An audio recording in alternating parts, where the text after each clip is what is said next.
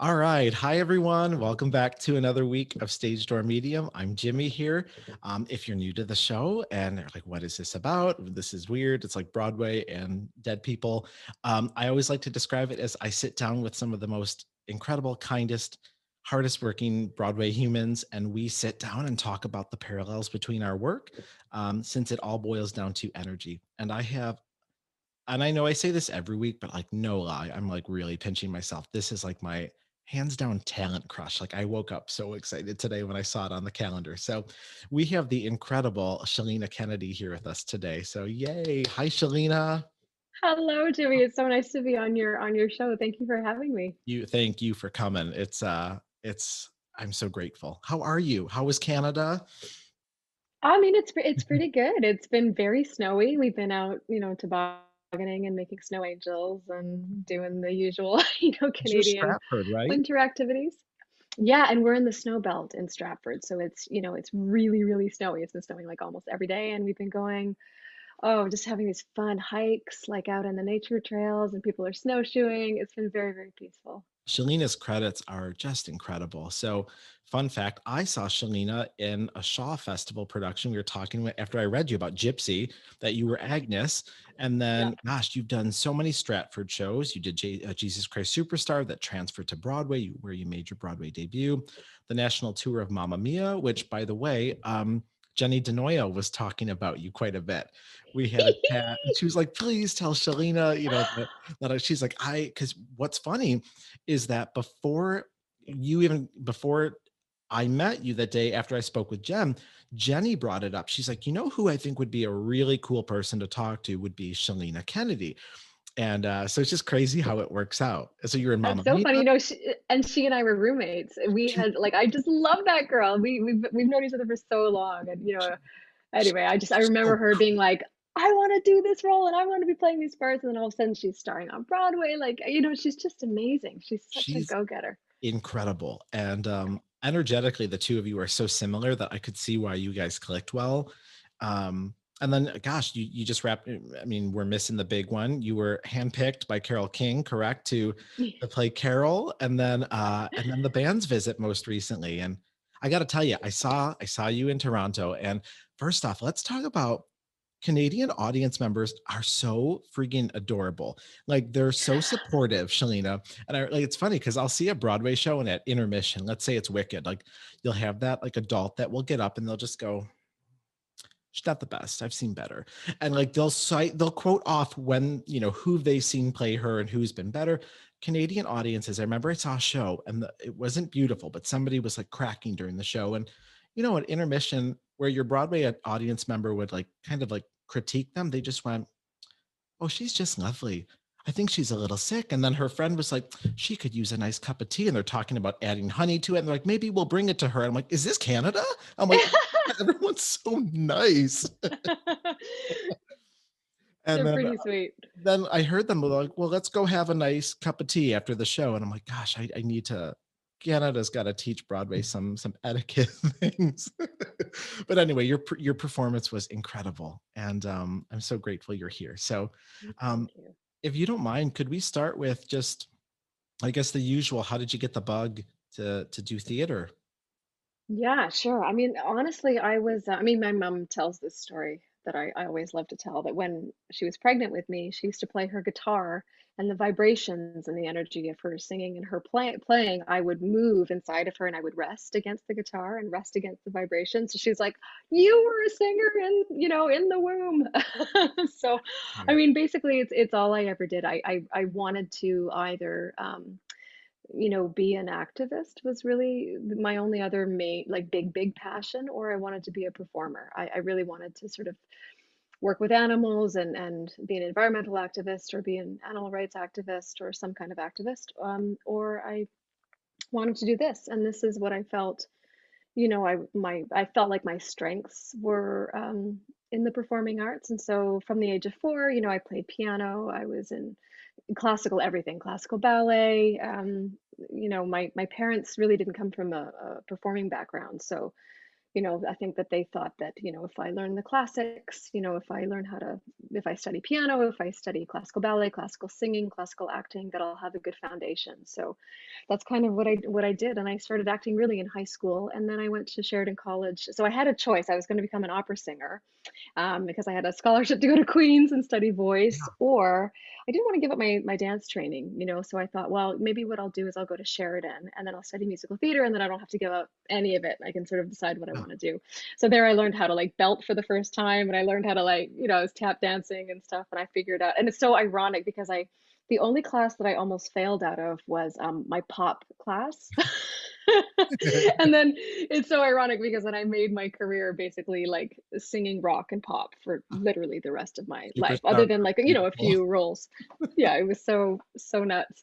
Um, but yeah, that's kind of how I got the bug. I just wanted to do all of it. I just you couldn't get me off the stage. I took every class known to the human race, and because I was an army brat, I lived all over the world. And so I was in Australia for 2 years. And so I just found, a studio there where I could train. And Was it were was you in kind of, were you traveling for high school as well?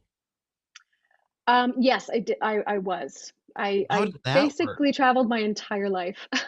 So how does that work with musicals then? Because I'm just thinking like, I teach and I know whenever I have auditions for the musical, the students get like really territorial about like, oh, who's this newcomer? And they're like, so were you in multiple high schools then? And did you do musicals at all of the schools you were at? And Well, I was lucky where I got to sort of I got to spend most of my high school years in Kingston. So I did transfer to a oh, different high school at one point during that stay, but my parents decided that for high school it would be important for me to just to stick to one place. So even though my dad did get posted, he ended up moving to the States and living in Carlisle, Pennsylvania, while my mom and I stayed in Kingston so I could finish out high school, which was super sweet of them. And it was good for just for maintaining friendships and for being able to stick with one dance studio and, do all the musicals at my high school. And I did a lot of community theater, that kind of thing. was And there a what's show? great about Kingston too is that they've got Queen's University, and so all of those like those singers and those actors, they were all in the community theater productions. So It's a I, as a high school, yeah, so I was like a high school kid and getting to watch all of those people do what they do, and I feel like I learned more from that than I did from any of my classes. Was there a production that you saw that like, is there one that's branded up here? Like for me, I remember it was going to what at the time it was the Pantages in Toronto and seeing Phantom. And so for me, that's mine. Do you have one that like was like, oh my gosh, like your first bout with theater as an audience member?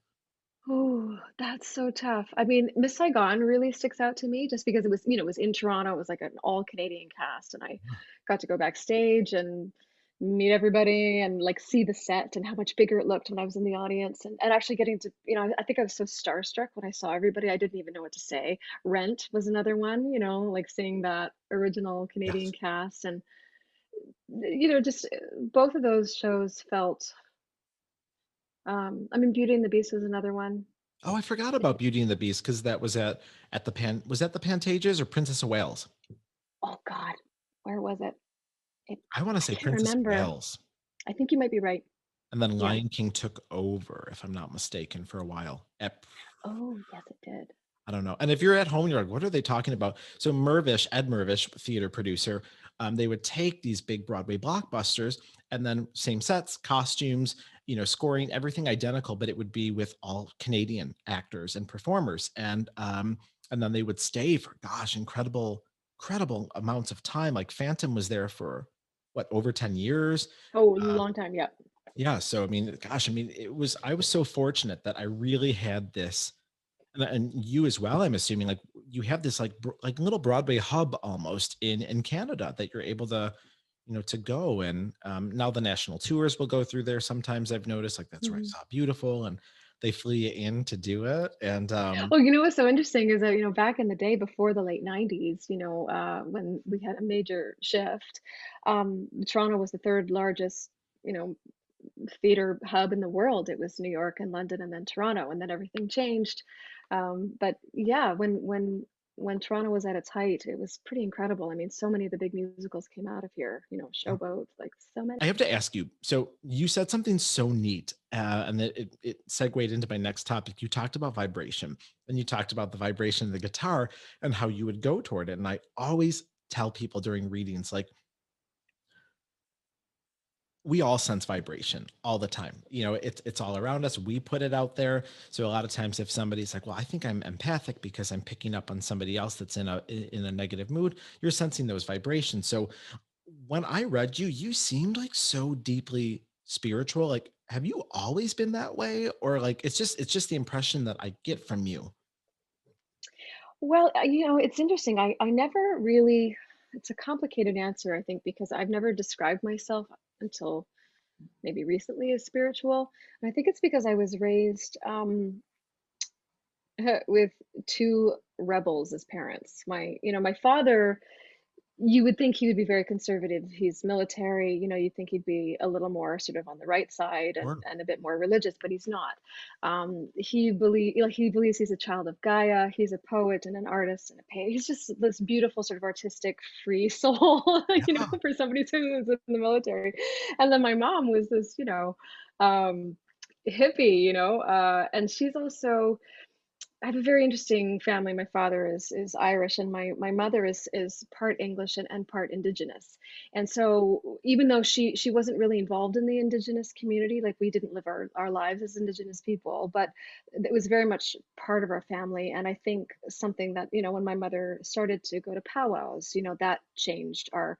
We also found out that we had some Jewish blood in our family recently, and my mother's always been very drawn to the Jewish community. And in fact, she was going to convert for a long time. It was so we were celebrating all these Jewish holidays and eating gefilte fish. And I was like, wait a minute. So our identity as a family has always been like really up in the air. Like, who are we? Like, I just don't know, like, do we have a religion? Do we have, like, I don't really know what we celebrate. So my mom always taught me, look, be open to everything, be open to literally everything, but do not feel caged or dominated by what humans do with religion. So as opposed to being religious, she always encouraged me to be spiritual. And so did my father. So, I sang in the Anglican church, and my father would come, even though he wasn't religious, just to hear the vibrations of the music and to share that with me on a Sunday. So it was never religious. It was always this kind of, yeah, it was always about connection and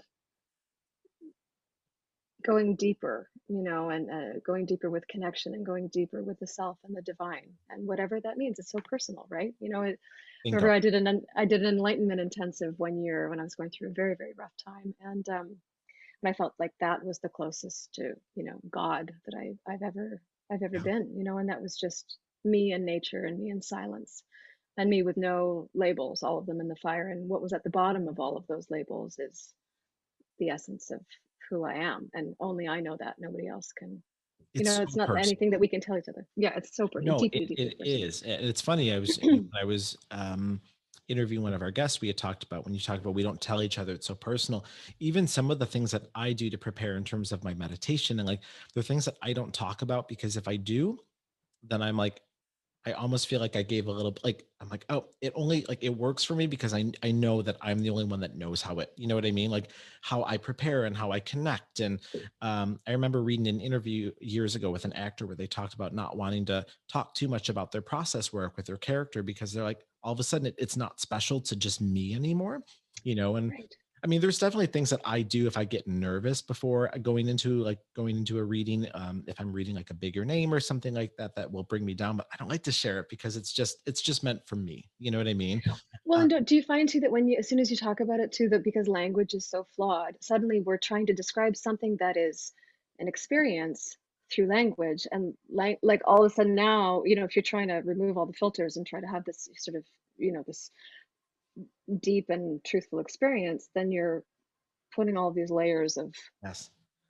all this other stuff on top of it. And then, it's impossible to communicate anything verbally perfectly. I mean, we try to use all the words and the tools that we've got, but there's no way to really say that with words.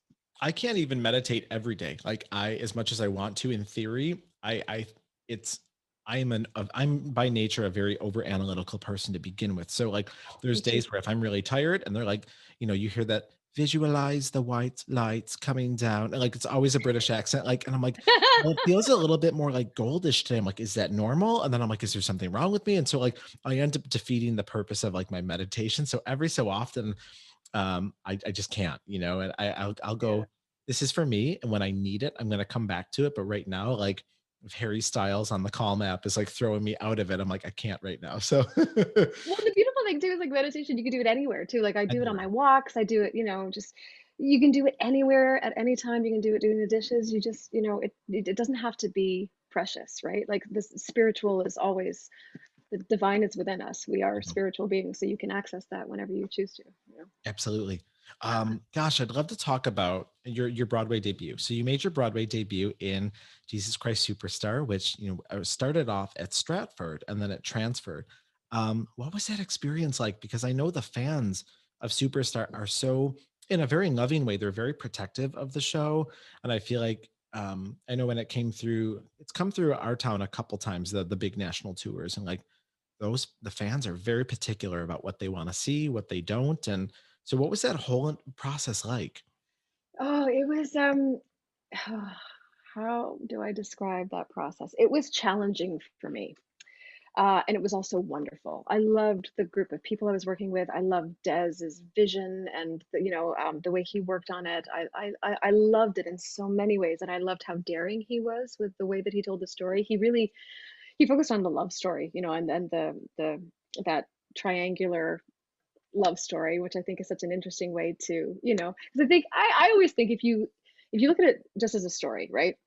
If you play Jesus as the hero and the saint and the savior, and you play Judas as the bad guy and Mary as the whore, it's just so predictable. If you play against what those narratives are, then I think then you've got something to dig into, right?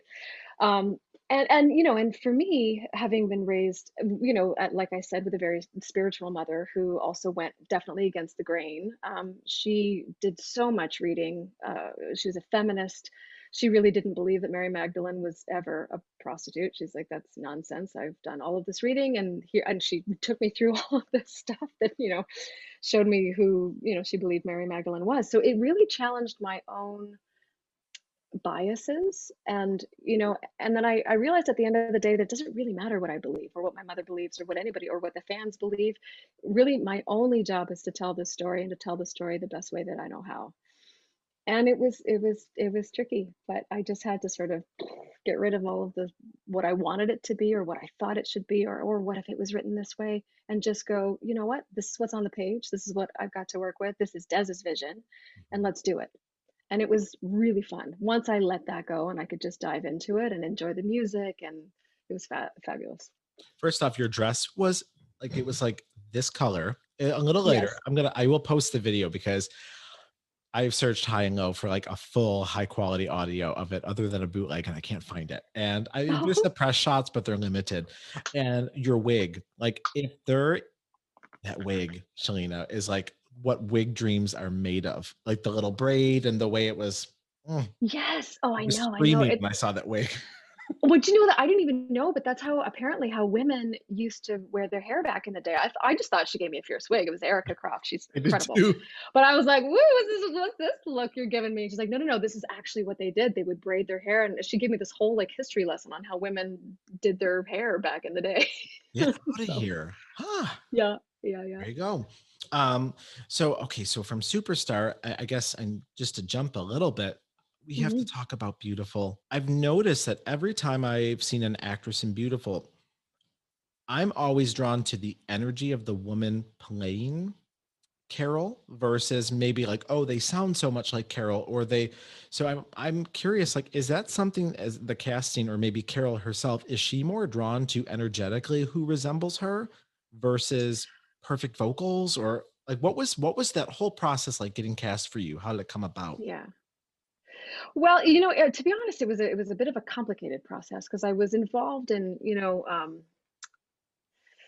they had expressed interest in me before, and I had this very interesting time in my life where I was already committed to doing Evangeline in Canada, and they called and they said, "Look, we want you to come and do a final callback. We're going to fly you down to New York. You're going to be auditioning for Carol," and it was for the original company, and I couldn't go because I, at the time, was contracted to do this other show that was also, fantastic. It was an original Canadian musical that I've been wanting to do for a long time. And so I missed this sort of opportunity of just seeing what might have happened. And I thought that that was over. I was like, oh God, I missed my opportunity. I connected so much with this role. It's done for me. And what I did is, funny enough, now we're talking about energy. I kept my sides. So my scenes and my music that I used for the audition, I kept them tucked away in a little corner, whereas normally I throw them out because I think it's good, like when you're done an audition, it's like, okay, I'm clearing out space. I'm clearing out space for something new to come, and I'm not holding on to the hope that this is going to work out. If it happens, it happens, but I send it off into the universe. So this time around, I kept it and I stuck it in, I don't know, a little file somewhere between some books or whatever. And I just kind of like kept my fingers crossed and hoped that it would come back. Cut to, whenever, and my agents took me out for coffee and said, okay, they want you to replace Jessie. And I went, don't you fool with me if this isn't really true. They're like, no, no, no, they want you to go down. And I had to fly down when I was, oh gosh, I was 8 months pregnant, and, and sort of pretend that I was, Oh, wow. not pregnant. And And also really quick, how close to the end of Jesse's run was she? Like, how much time would you have had? Well, I had a bit of time because they really wanted to plan it all out properly, and I didn't want the first show back after having had a baby to be my, big Broadway lead. Sure. So I ended up, playing Mary Poppins right after I gave birth. I think I was on stage, like, 7 weeks after, and it just kind of, like, got me in shape again, like, vocally, physically. I had to dance. It was, like, a really nice way to, like, "Okay, I'm doing a show, and then I'm gonna go to Broadway and play Carol." Um, and I'm not sure how they chose their carols, but I do get the very strong sense that it is about the woman's energy. Yeah, I mean, I always said, like, look, they were never expecting somebody to do a Saturday Night Live version of Carol. Yeah. Like it was not never a direct impression. It was always like the feeling of. And for me, what always stuck so closely to me about Carol was her humility and her kind of just her way of connecting with everybody. She always makes everybody feel so special. She's always willing to get into, a real conversation with you about whatever, about family, about music. She's just really one of the most sincere, coolest people I've ever met. Super kind. Um, and I mean, and I always thought to myself, gosh, if I'm half the person Carol is, I'll be very lucky in my life. So, She I seems was very magical. honored. She Carole really King is. seems so like, do you guys keep in touch since the end of the run? Well, I just got a Christmas message from her. I mean, we don't keep in touch, like, she doesn't call me, but she's very sweet. I'll get the occasional message from her, and she's so sweet. Like, when she first came to see the show, I got a message in my inbox saying, from Carol Dash, and she said, "Ah, hear you great the show. I'm gonna come and see you. Do you wanna know when I'm coming?" And first of all, I looked at the message and I was like, "I don't have any friends named Carol." "Oh my God, it's Carole King." I was like, Dear Miss King, please do not tell me when you're coming because I will have a heart attack." Yeah. So she was like, "Ha, ha, ha, I won't tell you when I'm coming to see us." But she was fabulous. She's just been fabulous the whole time. She's hung out in my dressing room numerous times, and she sat, and I mean, she didn't have to do any of that stuff. She taught me how to, like, how she plays piano. We did a whole session where she was showing me her hands, and we talked about her, just all of her memories, and she told me all about her, Jerry Goffin, because by that point when she'd come to see the show, he had already passed away, and so she imparted a lot of information, and she's very I sweet. just love the way Beautiful is set up because it's interesting for it being a jukebox musical. It doesn't feel like one at all. You know what I mean? Like it, Yeah. uh, it's gosh, it's so. I think because you're watching these moments. Now, can I ask too? I've always been curious. How much artistic license did they take with it? So, like, for example, the end of Act One, where they have the conversation, and he's like, "I don't want to leave our marriage, but I want to be with Janelle too." Like, did it happen exactly as that, or were they like, you know what, like maybe let's put this here musicalized in this moment? I mean, from what I've heard, from the creative team, and from what I heard from Carol, that yeah, I think I think a lot of it was true, and I think, I mean, you look at one situation, there's numerous people in that same situation, but everybody has a different takeaway, right? Everybody always has a different truth, a different experience of that same situation. So I think that, Jerry famously said, "That didn't go that way," or "That wasn't quite like that," but Carol was like, "I remember you saying those things." So I think that, everybody, I think it's pretty truthful, and obviously there was some artistic license, and certain characters have been melded into other people. And who is Nick? I think he's a combination of two different people. Yeah. And Janelle's a combination of a couple people. So The I think it's pretty perspective close. the perspectives part is always so interesting to me about, when I'm doing a reading and I'll share a memory from them. Sometimes you'll see a disconnect of like the client going, well, that's not how I remember it.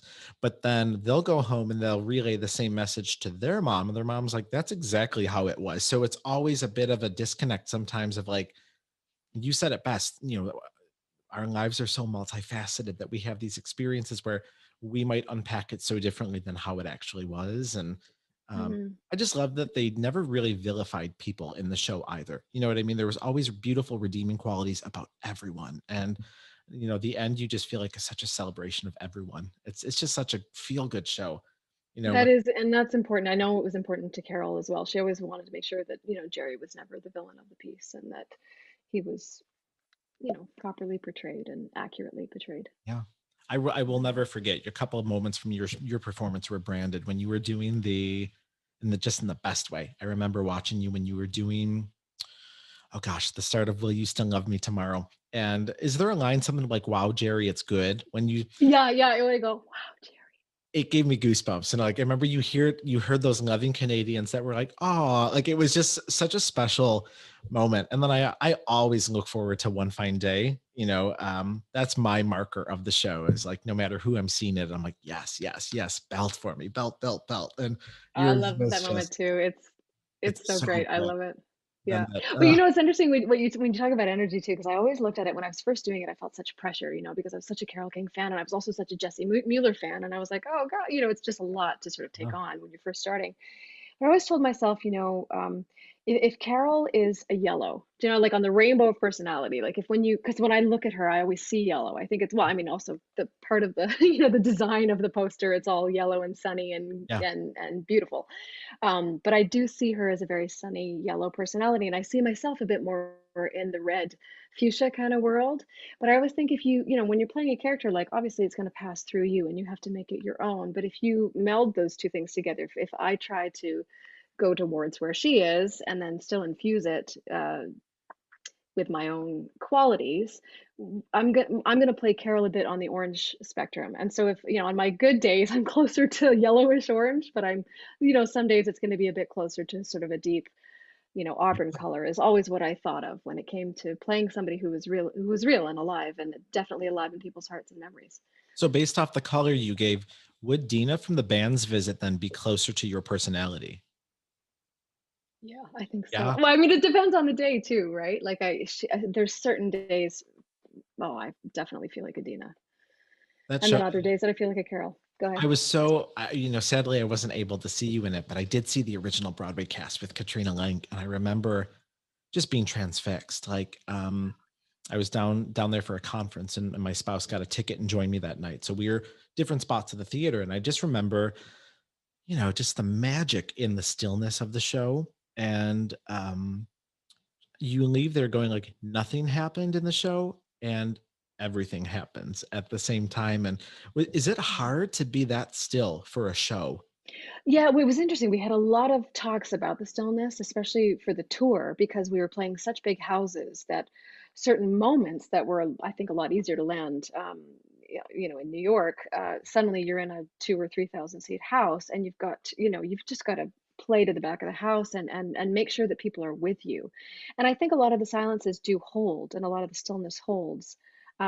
But we just had to be really, really sure that we were never a beat too long. You had to just crest it and then move on to make sure people were there with you, because that's the thing. We became very sensitive about, are they with us? Are they with us? Are they with us? And how do we hold it? How do we keep them with us? We don't want to lose them.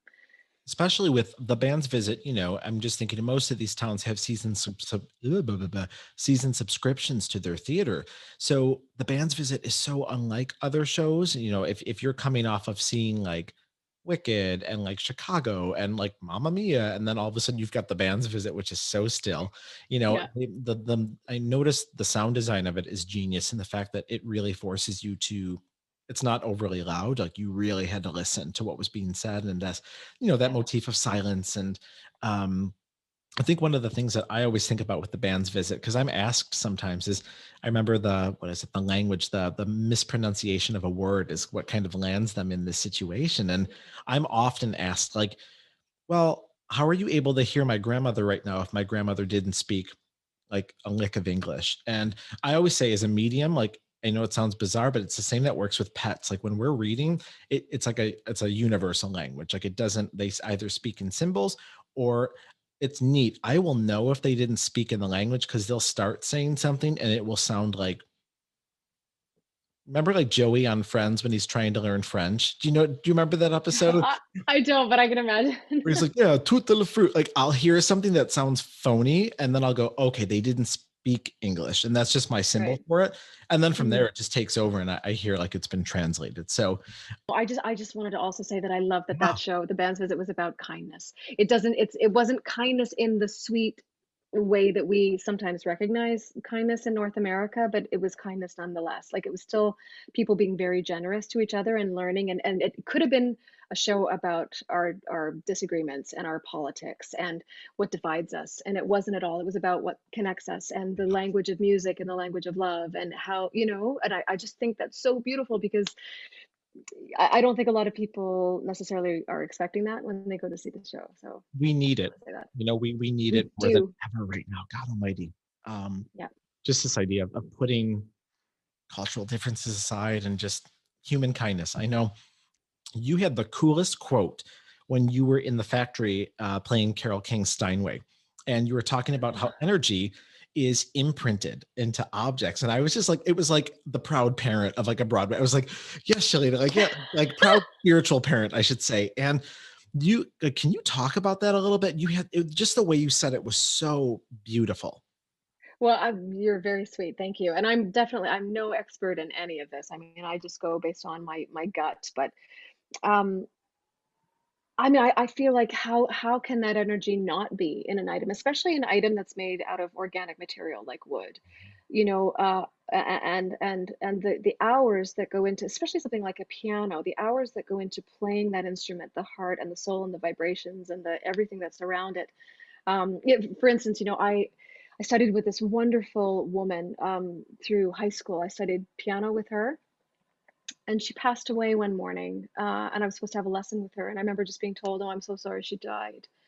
And I was heartbroken, and I didn't play again after that for a very, very long time. And it wasn't until it's funny, I went to my local theater where I ushered in Kingston. It was the Grand Theater, and it might have been maybe a year after she passed. And suddenly her piano was sitting in the lobby. And I rushed over to it and I recognized it. And it was just like a regular black grand piano, just like any other, but it had a couple little markings that I just knew so well because I'd spent so much time with that piano. It was like a person to me. And somebody said, "No, no, no, this is from the blah, blah, blah, the university." I said, "No, no, no, you don't understand. This is Margaret's piano. I know this piano better than I know many humans. I can tell you right now, I know exactly." And I put my hands on it and I could feel her energy around it. I don't know what else to tell you. And so that for me confirmed, like, of course. It's And my mother also is very big on, rocks and things that, she loves things, not because of wanting to own things, but because of what they mean. And I think because we traveled so much, bringing an item from one country to the next and making the environment familiar, I think for me and for my father really helped us to kind of keep on our pins, right? Sorry, you were going to say something. I just keep no, talking. Go ahead. I mean, you hit the nail on the head. Like, as a medium, we call that psychometry, so Mhm. it's an additional skill. Not all mediums have it or choose to use it. I do. So sometimes I'll say, if you want to bring an item of one of your loved ones in spirit, you can bring it. So sometimes if they might not, sometimes I might not get them initially. It happens sometimes, and I'll go, "Did you bring an item?" And they'll show me. And so we can start to read on who would have owned it, their personality. sometimes people that work with like the FBI and helping to solve murders and crimes will do that as well. They'll hold objects and be able to pick up on energy and whatnot. And no, you said it best. I mean, we funnel our energy into things. That's why as a medium, antique shops are really confusing for me. Like I would never try to do a reading in an antique shop because you have so many items. Like if somebody had a necklace that they felt their sexiest in going out every time putting this on, and it's now there. I mean, you've got that. And then imagine like a bajillion outfits or things that somebody at some point wore because it made them feel good. So or they maybe they got dumped in it, maybe they got engaged in this or married. And so that energy is, it's intense. And so no, I always love to try to teach people if they're watching too. So that's the term if you're watching at home, psychometry. Um, and then oh gosh, I guess if you don't mind, if we could go into one of our topics before we wrap up. If we could talk about your reading. So I read Hmm. you about a month ago, was it? Hmm. Yep. Anything that you feel comfortable sharing about it, I would be so grateful. I mean, to be honest with you, there was so much about it that I found profound and so bang on, I specifically loved the way that you handle the energy, like that it's sort of you said at the beginning that it's only high vibrations, yeah, no low Yeah. vibrations, and that you filter. So I think I felt very safe. I mean, because I've when dealing with these kinds of things, I've often felt a little scared. Like I think I've seen spirit. I've experienced spirit before, negative and positive, and my mother has seen a lot of, and my father as well. I mean, we have a family who definitely believes in all of that and Yeah. has had a lot of experience. And so I was a little scared that it might open up some negative stuff for me, but it didn't at all. I felt completely taken care of. And so I felt like I was able to dive in and really have a full experience because I felt kind of, I felt very, very safe. Um, I think I was surprised by my grandfather popping up as the first one, and I don't think I ever really. It's funny because after we had our session, I went and talked to my parents about, especially about him, and I asked how he died because I knew he was in the hospital and he died of all these, complications, and I knew that he'd been a major smoker. But when you said, when you described him as not being able to breathe, and that's how he ended up dying. I mean, I didn't know that that's actually how he died. I asked my Oh, mother, is and it? she described exactly what you described.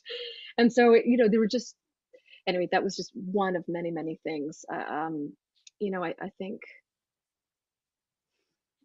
it's funny what you or I guess I should just talk about me. I don't want to generalize, but what I sort of thought that people would want to say or need to say, or what I thought I might need to hear, and that what changed over the course of the reading like I sort of let go of any preconceived notions of what I thought that they should say to me or what I needed to say to them. I just let it be what it was, which is another way to be in the moment and mindful and just allow it to be what it is, instead of like expecting something That's what it's from meant to them. be. It's not meant to be played because otherwise I'll say you're playing test the psychic. Because what will happen is somebody will go, somebody tried it on me once, and that's when like just like the sassy, comes out in me. And this woman's like, "Oh, well, what were the last words my father said to me the day before, or the last words he said to me at the bison, or not the bison, the ball game the day before he died?" And I'm like, and like the head caught, I was like, and I looked at her, I was like, "We're not doing this." And I was like, "I don't, No. it doesn't work that way." I'm like, "Well, you're gonna go to a reading and you're gonna get what you need, not." And because that's the other thing I always say, a reading is all part of it's part of the faith process. Like you have to go in going, yeah, like I went in with no reservations. I went in open to whatever they wanted to share with me. Mhm. And I always have to say, as the medium, it's not my job to unpack your experience. The same thing as you as a performer, it is not your job to say, okay, people need to walk away being inspired by Carol's message or going, oh, Carol was really good in this moment, or like, or this was a beautiful show. No, like it's not our job. You know what I mean? Like it's, Mhm. and your energy was so clear. Well, but it's, and also sort of what I was meaning by that too is that I think if I had been asked to like write down what I thought that I should get from them, like from the deceased, Oh, is different than what, do you know what I mean? I think I there might have been part of me that like wanted my grandfather to apologize or something. And when I got there, I realized, no, I don't need that at all. Like I just was able to be present with what needed to be exchanged, you know, and what messages were meant to be delivered and what needed to be delivered at the time. And I realized when I got there that actually I don't need a lot of like a lot of the things we hang on to. I don't think we always need to be hanging on to. So it was an opportunity for me to let go and to, you know, forgive myself, forgive them. You know, I did hear from somebody very, very important that I was hoping that I would hear from in the end. And yeah, you know, and like you said, it was a you know, you one of the main I think motivations for you is healing, I think, right? mhm, Or that's one of the things absolutely. that helps. Closure, peace. Yeah, and I really, really found that from this session. It was truly, truly life changing, and also opened my eyes to what I need to do in the future for people who are around me now, living, you know, and how I might want to just be a little more attentive, you know, because maybe they need me a bit more than I think they do. You bring up a beautiful point. Sometimes this should be a drinking game for beautiful. How many times we've said beautiful tonight, especially me. Um, uh, no, but sometimes the apologies will come, sometimes they don't.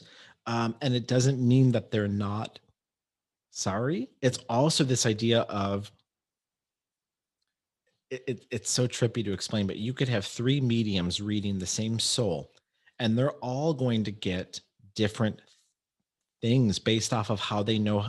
It's almost like you could have three piano players in front of you. They're all going to read the sheet music, but they might play it differently based off of their style. So if somebody's a jazz pianist, they're going to be playing it very differently, and they might catch different notes and flecks of things that they've heard and will relay versus what a classical pianist will. And that's how and I always say, gosh, if you didn't hear an apology, know that it's not them being stubborn or in refusing to apologize, because I don't believe that it works that way. Mhm. Just sometimes we just don't catch it. You know what I mean? Like there's our time. I always say it's like the supermarket sweep, the buzzer, like or the countdown starts, and like it takes a lot of energy on their part to relay. And so if there was this other soul that wanted to speak with you and they spent more time with you toward the end, it was this idea of, all right, how do we ration out Jimmy's time to make sure that everything comes through? You know what I mean? Like how do we fill up this space and not drain him and not drain ourselves? And so it's complicated, but I always say again, like you will leave there going, okay, this is what I needed to hear, or this is going to propel me in the right direction for the future. So Yeah, yeah, and it certainly felt that way. Yeah, good, it was good. incredible. Oh, I'm Yeah, so glad. I Well, wish everybody could do it. it's such a cool, my that's one thing that it's never been lost on me, but it is interesting. Like you'll have moments where like it's just part of what I do. So like my spouse was just asking me, he goes, "Do you ever have days where like you'll have a client that will like break down and like this was life changing, and then you as Jimmy just kind of like go about your day afterward?" And I'm like, yeah, and it's no, it doesn't mean that I'm not awed by the process as well. It's just it's so ingrained in what I do now that, you know what I mean, that like that's the gift that they were able to walk away going, things are changed now for me. But I know sometimes for me, like I never view it as a job though, never like a on the clock, off the clock kind of job. But Mhm. and you also don't know how somebody's going to unpack it. You might not see them unpack it, when you might Mhm, mhm. hit end on the Zoom call and then they're like, then they fall apart because everything you said held up, and it's But so. it's interesting, you must I mean, it's funny drawing parallels because I've worked with a lot of the coaches, you know, here at the festival and coaches on my own, like energy coaches, like breath coaches, you know, Oh people who yeah. really dig down inside of themselves and in you and to have these like life altering moments. And but you know, talking to somebody who I'm very close to, she's a very good friend of mine. She's also a coach. Um, I feel it's very similar. Like I'm sure you can attach to every single one of these. Like it's not that you're not present or that she's not present, um, and living it with you, but then you can't take it home with you. I mean, I guess the same way as I can't take home every single audience's experience of like sometimes people come to see the show and they'll have these like unbelievable reactions, and it's life-changing for them, and of course it's wonderful to witness it. You know, And for me, I can experience it and be with them and then also leave that at the theater. The same way, right now I'm working on a very, very dark piece. I have to leave that piece once I'm done. I'm with it until I'm not with it, and I let it go and I let it out into the universe, and then I approach it again the next time I run through it. But I can't live my days with that lady it's living dangerous. inside of me all the time. Yeah. It is very dangerous to bring it in. You know what I mean? Like Mhm. there's times where I'll deal with really heavy topics, and just like same with similar topics to what you were sharing with me before we started airing about your one woman show, and like it hangs on you. Like I remember when I was in college and I did Rent for about a month. We did a sit down production, and it was hard to shake. Like I felt like everyone would want to go party after, and they're like, let's go drink. And it's interesting, like I think their logic of let's go shake the show, it was genius. I couldn't, because I was like very much somebody that needed to rest afterward. I felt drained from Yeah. it, you know what I mean? And Yeah, yeah, yeah. I had to go, all right, I got to go shake this so I can come back tomorrow and tell this story and not feel weird. Like you really have to start each new performance from scratch. Like you have to start as like young, hopeful, naive Carol at the start of each, Mhm. and you can't let that stuff build up, or it does mess with you a little bit. So Yeah, yeah, yeah. can you, I guess, to wrap up, final topic, I could say, when the borders are open, I'm coming, by the way, to Canada. I'm gonna Please. You and I are gonna go on a hunt. We're gonna find Justin Trudeau. We're gonna get him to come to an ETC production, which is Oh my why goodness. I met him on the streets of Charlotte. I've got a picture of me and him, like, arm in arm, and I was like, "If I'd only known." I can't. I had such a crush on. Oh, he's so wonderful. I just love him. Sorry. Go ahead. No, Acting. so I mean, I guess can you tell us all about Eclipse Theatre Company? I just think it's incredible, and I want all the folks at home too to know, especially with me being so close to the border, and some of our other listeners nearby, when it's open. Like I can't wait to come support you. So tell us all about it. Thank you very much. Well, we are a Toronto-based theater company, but we've been around for about 4 years, and Evan Chichis, who's a wonderful guy from originally Canadian but now living in Houston, he was our artistic director from the beginning. I'm the artistic producer, and then recently we've had Andrew Siok is a wonderful composer and a filmmaker and just a really, really great creative mind. He's come on board as our new artistic director recently. So it's interesting that during these times when everything is sort of shifting to online and on screen, that we now have this incredible filmmaker at the head of our organization. So I think, things have obviously slowed down a lot for every theater company, and we're reevaluating, what stories we want to tell and how we want to tell them and who's going to tell them and what we want to focus on. Um, it's a nice moment for us to reflect and to just go back and to take a look at our mandate and find out what we want to be doing. We've just launched our MTO program, training and mentorship. Yes, So we've got a bunch of classes, which is fantastic. And then Andrew and I are working. I mean, I can't really say too much, but we're working on sure. a brand new program, a brand new initiative, a new that focuses on new Canadian work, which is kind of exciting. That's And incredible. then we've always been a very site immersive. Not necessarily every piece has to be site immersive, but that's sort of how it's been from the beginning for us, because we just get so excited again about the energy of spaces. I mean, it goes back to our conversation. We did, and this is sort of terrifying, but we did Kiss the Spider Woman in an actual prison. So it was a working prison up until the 60s. It's called the Old Don Jail in Toronto, and it was beautiful and scary, and the sound of it and the leftover energy in the building. I mean, we actually had the performance in the main chamber, like 3 stories. It's now an art gallery, but there was like an actual glass half moon on the floor that you could shine light through that looked like a spider's web. You would not believe it. I couldn't believe it. When we found it, I was like, I can't believe we're doing this. We made it work. I mean, it was like a long time trying to figure out how to make it work, but we made it work. There were musicians and actors and dancers floating in and out. All the audience was in the main chamber, and that's where they used to torture prisoners. So when they would sing and when they actually had the prisoners, I mean, you couldn't help but feel this, like, I mean, it's the show, but it's also this reminder of like the human, like like A it was human experience. so much more real than it would have ever been in the theater. And so I was so grateful to Evan. That was Evan's inspired idea. Like, I knew And about so Something it's in the Park at the Jam Factory, but I did yeah. not know about Kiss of the Spider Woman.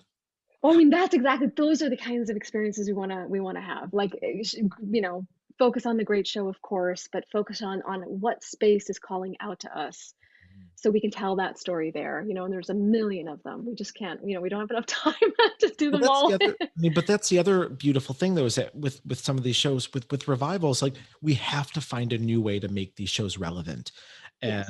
And, gosh, oh my god, I have goosebumps. I mean, I know we were talking before about when they did Ragtime and they did it on Ellis Island, and, Mhm. Sweeney Todd, what the off-Broadway production was in a former pie shop, and, Right. it's ways of finding the art to resonate on a deeper level, because I That's think right. that's at the end of the day, that's what it's about. Well, and also if we're finding these stories relevant and the message is relevant, we also have to ask ourselves, why is this still relevant? Like that's the other thing about, Kiss of the Spider Woman is that there's, putting people in jail and human rights issues. I mean, unfortunately, that is still a huge issue globally. I mean, there's so many messages in that show that we need to be examining and retelling Yeah. and trying to figure out why we haven't fixed it.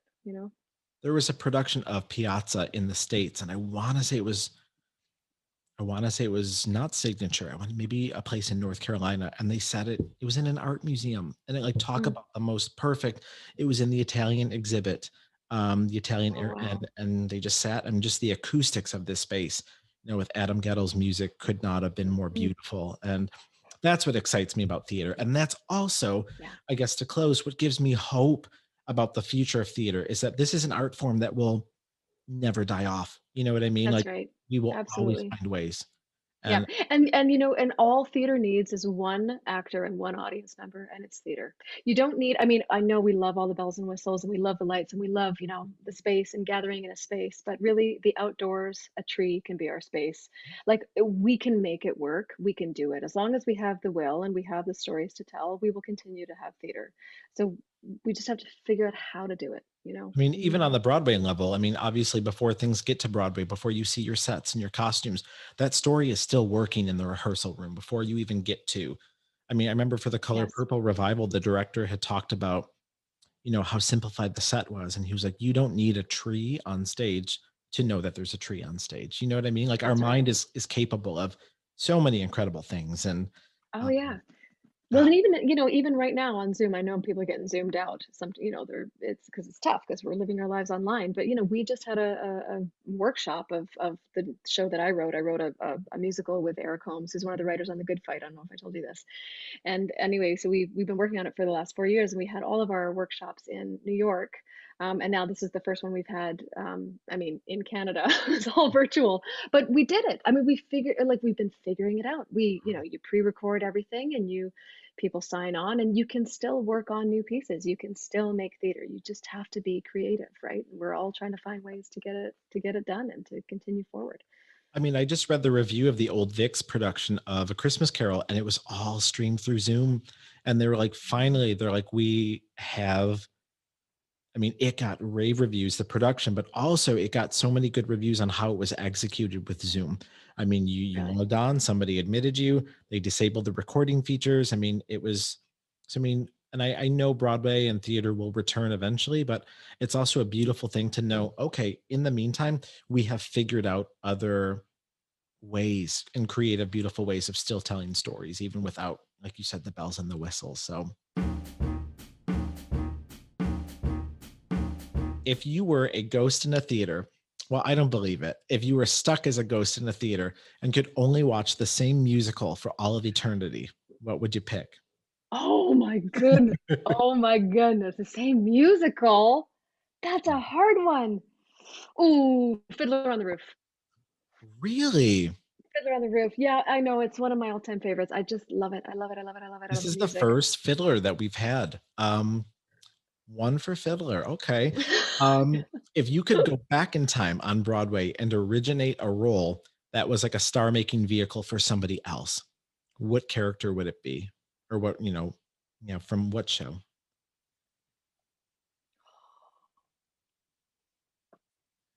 Um, oh, probably Guinevere in Camelot. You're picking some really good nuanced ones today. I appreciate this.